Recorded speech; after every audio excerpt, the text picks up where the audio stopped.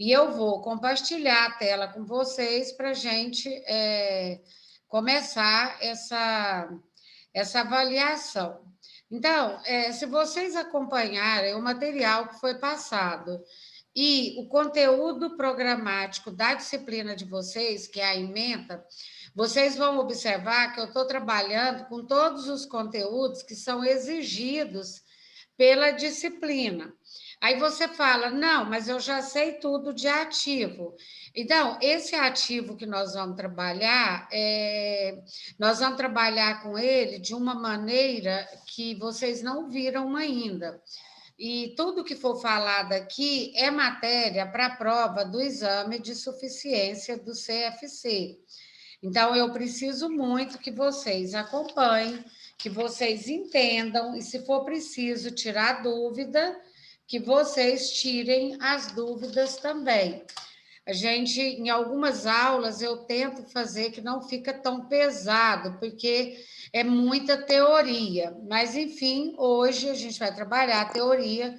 Para não pesar tanto, a gente vai fazer atividade. Assim que eu terminar o texto aqui, a gente vai voltar. Assim que terminar os 40 minutos, a gente volta e depois a gente volta. Mas são 3 intervalos.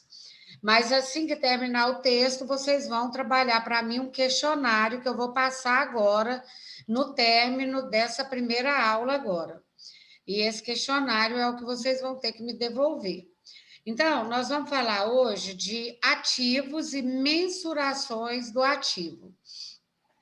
Lembrando que o conteúdo é muito importante, por ser um conteúdo, todo concurso, toda prova que você vai fazer do CFC, esse conteúdo de mensuração e avaliação do ativo, ele faz parte. Então, não é simplesmente só o ativo, são meus bens e direitos, não.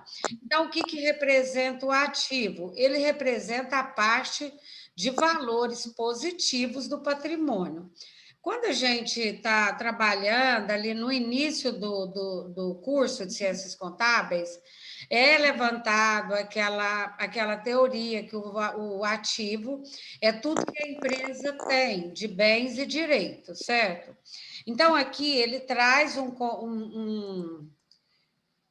conceito um pouquinho diferente, mas dentro ainda do que vocês aprenderam. Então, o passivo é tudo aquilo que a entidade possui ou que ela tem a receber de terceiros. Abrange o conjunto de bens e direitos da entidade, isso aí vocês já sabem. Então, vocês já sabem que o ativo, ele é isso aí, é um conceito bem antigo que foi trabalhado com vocês. Os elementos que compõem o ativo, eles são revestidos de algumas características. Essas características, por exemplo, o que quer dizer isso? Para ser um ativo, tem que ter uma característica. Ele não precisa, não necessariamente eu posso falar que é só um bem e um direito para ser um ativo. Não, ele tem que ter uma característica. Que característica é essa? Então, primeiro, ele deve gerar benefício para a empresa. Ou seja, que benefício é esse? Benefício econômico para a entidade, né? E, além desse benefício, a empresa tem que ter posse desse bem. Então, para ser dela, para me falar que é um ativo e que esse ativo representa um benefício econômico para a entidade, ele tem que ter um valor econômico, né? E ele tem que também trazer um certo benefício para a empresa. E tem que também estar na posse, ou seja, tem que ser da empresa, ela tem que ter posse desse bem. Não tem como ser um ativo trazer benefício se não é dela. Se não for dela, não é um ativo. Assim, todo elemento do ativo que não seja mais útil, isso acontece demais. Por exemplo, eu tenho um ativo e ele não tem mais vida útil. Então, se ele perder a capacidade de gerar um benefício para a empresa, ele perde o valor. Vamos imaginar aí uma máquina de escrever que existia antigamente, agora uma impressora. ou mesmo um computador. Quando você adquire, ele tem um valor econômico, mas a partir do momento que ele vira carcaça, ou seja, ele vai desatualizando e você não vai utilizar mais ele, porque ele saiu de linha, vamos pensar assim, não utiliza mais aquela máquina, ele deixa, né? Ele perde essa capacidade de gerar benefício para a empresa. E ele passa a ser um bem obsoleto da entidade. Futuramente, inclusive, pessoal, ele é excluído, até fala isso aqui, ó, ele deve ser excluído do patrimônio dessa empresa, porque ele vai perder o valor. Então, nós também sabemos o que é o conceito de um bem, né? O que é um bem? Você fala, eu vou, para me saber definir o que é um bem. Então, um bem, para ele ser um bem, ele tem que ter, primeiro, ele tem que trazer benefício econômico para a empresa. Ele tem que satisfazer a necessidade. Para ele ser um bem, ele tem que ter valor econômico. Esse bem ele é dividido em tangível e intangível. Vocês já sabem que essa divisão ela faz parte dos bens que a empresa tem. Nós sabemos que os bens tangíveis são aqueles bens que você palpa, ou nós podemos dizer aqueles bens que você pega nele. Esse é o tangível, como, por exemplo, uma mesa, cadeira, o computador. Então, aqui ele cita, inclusive, né, nesse item aqui, alguns exemplos de bens tangíveis, como máquinas, equipamentos, isso são os tangíveis. E os intangíveis, né, os bens intangíveis, são aqueles que têm valor econômico, mas você não tem como palpar. Como, por exemplo, uma marca. Se você pegar hoje, por exemplo, uma marca, você fala, mas uma marca tem valor? Tem marca, pessoal, que tem mais valor do que a própria empresa. Por exemplo, vamos pegar aí a Coca-Cola. Se ela for vender a fábrica dela, pode ser que o nome Coca-Cola, que ele é patenteado, quando você registra uma marca sua, ninguém pode usar essa marca mais. E aí esse valor ele se torna maior, às vezes, até do que os próprios bens tangíveis. Então, esses bens intangíveis são aqueles que nós não palpamos, mas que ele pode ter um valor muito alto. Então, nós falamos que o ativo ele é composto pelos bens direitos, né? E os bens, nós falamos dos bens tangíveis e dos bens intangíveis. E agora nós vamos falar dos direitos, né? O que são os direitos, né? Os direitos, vocês aprenderam na contabilidade, está correto? Que são tudo que eu tenho a receber. Quando tem a palavra a receber, representa um direito. Então, o direito, ele é um ato da pessoa ou da empresa em ceder bem ou serviço em troca de pagamento não imediato. Ou seja, quando uma pessoa eu faço alguma coisa para uma pessoa e ela não me paga, eu passo a ter um direito com ela. Então, esse direito, ele representa créditos com terceiros. Toda vez que eu utilizar a palavra terceiros, quer dizer com outras pessoas. Então, quando eu falo que eu tenho crédito com outras pessoas, se for débito, é porque eu tenho que pagar outras pessoas. Mas quando eu falo créditos a receber com terceiros, são outras pessoas que me devem. Então, esse representa os meus direitos. A gente fez uma breve avaliação do ativo.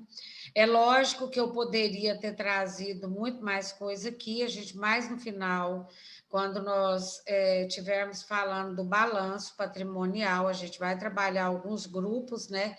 E a importância desses grupos na contabilidade e a divisão também desses grupos, mas hoje a gente vai trabalhar apenas com esse conceito de ativo, bens e direitos. Agora, nós vamos falar um pouquinho da avaliação e da mensuração de ativos. É esse ponto que talvez vocês não tenham ainda conhecimento e não passaram ainda por esse conteúdo. Então, existe essa avaliação e mensuração também dos passivos. Na próxima aula, a gente vai trazer. Essa avaliação e mensuração do passivo, ela é bem menor do que do ativo. Do ativo, ela é bem mais complexa. Então, primeiro, o que é mensuração?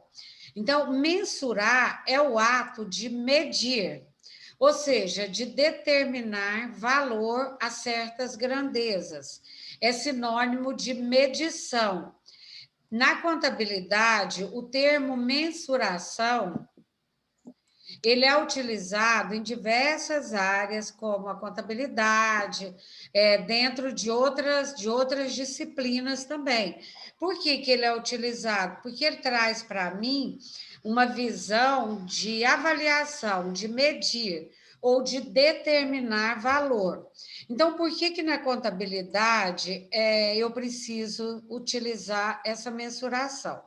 Ele cita primeiro o seguinte: em contabilidade, o processo de mensuração de ativo consiste em atribuir valores monetários aos elementos que compõem o patrimônio. Ou seja, eu tenho um patrimônio que representa, né, lógico, que o meu patrimônio ele é composto pelos meus bens ou pelo que eu tenho. E eu preciso atribuir valores a esse patrimônio. Então, mensuração é atribuir valores a esse patrimônio. A mensuração do ativo, aqui fala do ativo passivo, mas nós vamos tratar hoje diretamente do ativo, ela é nada mais, nada menos do que determinar o valor correspondentes aos seus elementos. Que elementos? Os seus bens, né? Seus bens do ativo. E, com isso, a partir daí, determinar uma base ou um critério para poder fazer essa avaliação. Qual que é, pessoal, o objetivo dessa mensuração? Quando eu falo que eu vou fazer uma mensuração, na realidade, o objetivo é selecionar as bases que reflitam da melhor maneira o custo e a capacidade financeira e a capacidade operacional. Então, quando eu faço essa capacidade, eu vou conseguir, dentro desses princípios, avaliar melhor o meu patrimônio. Para mim conseguir fazer essa avaliação, eu vou fazer com a finalidade também para as tomadas de decisão, porque é através dos meus relatórios contábeis que eu vou levar o valor desse patrimônio meu através dessa avaliação. Quando um gestor ou um administrador for tomar decisão através das contas do ativo, ele vai ter as contas atualizadas e assim vai facilitar para ele essa avaliação. Para conseguir avaliar o ativo, é necessário primeiro a gente conhecer um pouco sobre o que é um ativo. Nós falamos lá atrás e a gente vai dar uma repetida aqui em outro conceito. Ativo é um recurso controlado pela entidade como resultado de algum evento passado e do qual se espera um benefício econômico futuro. Então, eu busco, através de tudo que eu fiz na empresa no passado, um benefício futuro para mim, cada vez mais zelar do meu patrimônio. Isso é o ativo. Agora, para mim fazer essa avaliação do ativo, para que eu possa fazer essa avaliação do ativo, eu tenho que buscar primeiro alguns atributos básicos no momento de fazer essa mensuração. Quais são esses atributos? Eu não posso simplesmente dar um valor, ou seja, determinar um valor mediante o que eu penso, ou o que eu acho. Não, eu devo seguir primeiro o que está determinado na contabilidade, nos princípios. E é a partir daqui que a gente vai fazer primeiro, buscar esses atributos. Primeiro, quando eu vou fazer uma avaliação e a mensuração do ativo, eu tenho que ter objetividade. O que quer dizer esse princípio, né? A objetividade, eu tenho que ser muito clara e transparente para que tudo que eu fizer vai ser compreendido. Ou seja, eu não posso fazer uma coisa só para mim. Eu tenho que fazer uma coisa que todas as pessoas que vão ter acesso a essa informação, ele vai entender. Isso é ser objetivo, ou isso é a objetividade, é quando você é transparente e você faz e adota procedimentos fácil para entender. Para fazer também atribuir esses valores de mensuração do ativo, eu preciso também ter confiabilidade. O que é confiabilidade? É quando eu comprovo que tudo que eu falei, né? Aí ele cita aqui, é quando se comprova, quando a aceitabilidade e a verificabilidade dos dados mensurados são verdadeiros. Eu preciso trazer, né, que tudo que eu falei, que tudo que está ali e que tudo que foi mensurado e avaliado do meu ativo, as informações são verdadeiras. Eu preciso passar essa confiança através do trabalho que vai ser feito. Tem também um outro critério que é utilizado, que é a oportunidade. Quando eu falo da oportunidade, eu devo utilizar essas informações que serão mensuradas, elas devem ser fornecidas dentro do tempo que se espera. Não adianta eu querer fazer uma coisa para daqui 10 anos, não. Se eu quero fazer uma avaliação, eu preciso passar todas as informações no tempo exato, porque se eu demorar muito, futuramente essas informações não serão mais úteis e nem necessárias. Outro princípio, a precisão. Para que essa mensuração possa ser preciso, são necessários que eu utilize os dados concretos, exatos, né? Eu tenho que trabalhar o mais próximo da realidade. Então, isso é exatidão, isso é precisão, tá? Nós temos também a exatidão. A mensuração, ela deve ser do tamanho exato daquilo que eu vou fazer, porque eu estou passando informação aos usuários, então eu tenho que utilizar o mais exato possível, nem colocar para menos e nem colocar para mais. A mensuração, como eu vou atribuir valores, eu preciso desses critérios. E o último é a cúria. O que seria a cúria? A acurácia é a margem de erro com relação às informações sobre a mensuração. Ou seja, eu tenho que trabalhar com o mínimo de erro possível. Não é permitido na contabilidade, quando eu vou fazer alguma informação, o profissional errar. Então, ele pode errar? Pode, mas o mínimo possível, e isso é a acurácia, tá bom? Então, esses atributos básicos para mensurar um ativo, ele traz simplesmente princípios adotados para que a mensuração ela seja o mais próximo da realidade. É importante também que seja passado para vocês, né, que nós falamos da mensuração, e eu vou falar da avaliação agora. Nós estamos encerrando já esse bloco, né, porque muitos alunos demoraram para entrar, e a gente trabalha com 40, 40 e 40. No próximo bloco, dentro de 10 minutos, vocês vão retornar.